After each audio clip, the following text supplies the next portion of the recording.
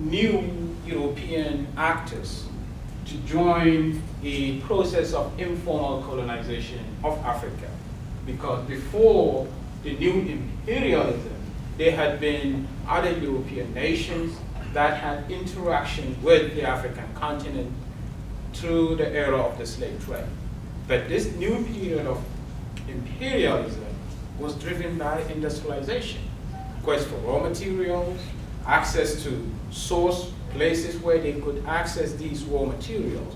And new actors such as Germany, Belgium, Italy, they all added into the competition for land grabs.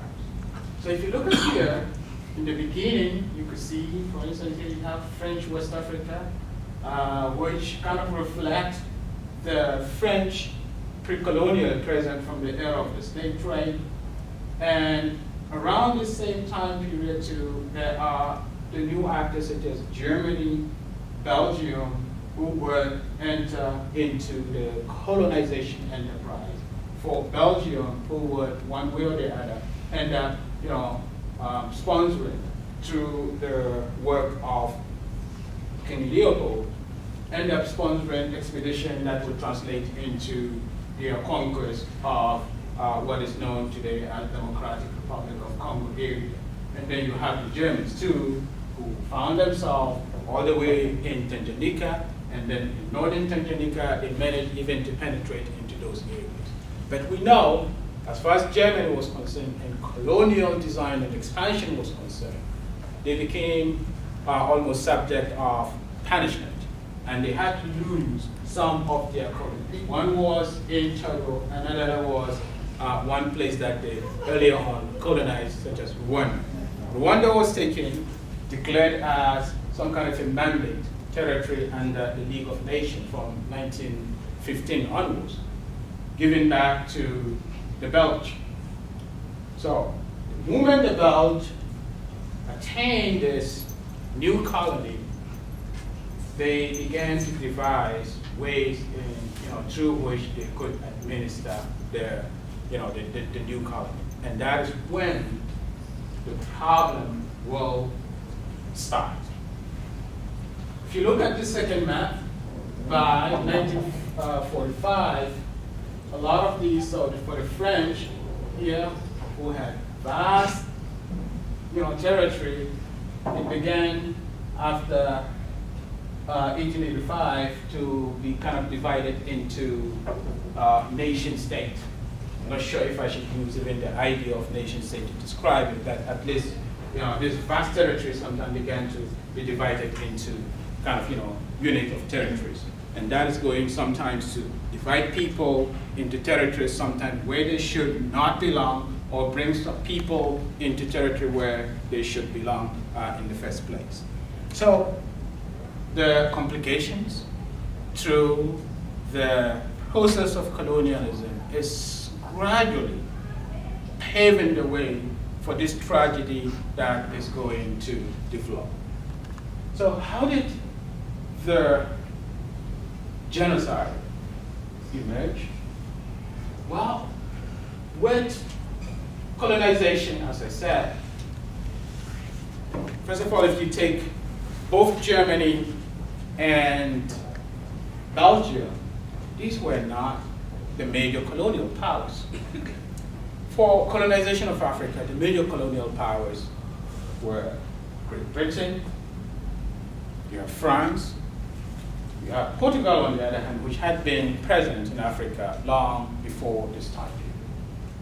These nations had mechanism and the know-how to deal with a lot of issues in the continent. Germany had never ventured into colonization of the continent until the era of new, imperialism. Strictly desired, to acquire raw materials and also other factors such as domestic problems that it had. So whereas for France, it has the direct kind of method of administration, the British indirect method of administration, Belgium and Germany didn't have any of these mechanism in place. So therefore, their rule and descent into the African continent was rather arbitrary. If you take Germans, for instance, in Togo, which is one other place that they colonized, in fact, they had to commission studies even from the United States based on racial kind of underpinning in order to understand, racialized based society in America and see how they could use that, to encourage mode of production in places such as Togo, even if the realities were somehow very different. So that one should not, it's not really too clear whether we should call it, inexperience or just hastiness. But as I said, with Germany being punished and the colony transferred to Belgium, the Belge, who had no history of the continent very much, they were like the Germans themselves. The African historian known as Ali Mazroubi kind of talk about European powers' knowledge of the continent and say, well, you have some kind of a Latin-based knowledge that didn't really have or produce racism, and here he's referring to the Spanish, he's referring to the Portuguese, and then you have another type that is more Germanic. This Germanic were very race sensitive. The German and the Belge kind of fell into this category of Germanic kind of, practice of racism, and therefore the question of race became very, fascinating. They look at the people of Rwanda. If you look at Rwanda, before the colonial time period, there were two main categories of people who lived there. These were the Hutus and the Tutsis. And if you know pre-colonial African history very well, in terms of socio-economic productions and group relations, in Rwanda, in addition to these two groups, they were also split along to level of economic engagement. The Tutsis were kind of a nomadic group who were who herd livestock, and then you have the Hutus who were sedentary, engaged in agriculture. In colonial African history, there had always been conflicts in both these groups. So you have to know about this type of setting. The second issue had to do with something. If you look at here, do you guys see this thing here? What do you see here? River. This, what river is this? This is the Nile. Yeah. So the source of the Nile go all the way to these areas. And remember, ecology is very, very important.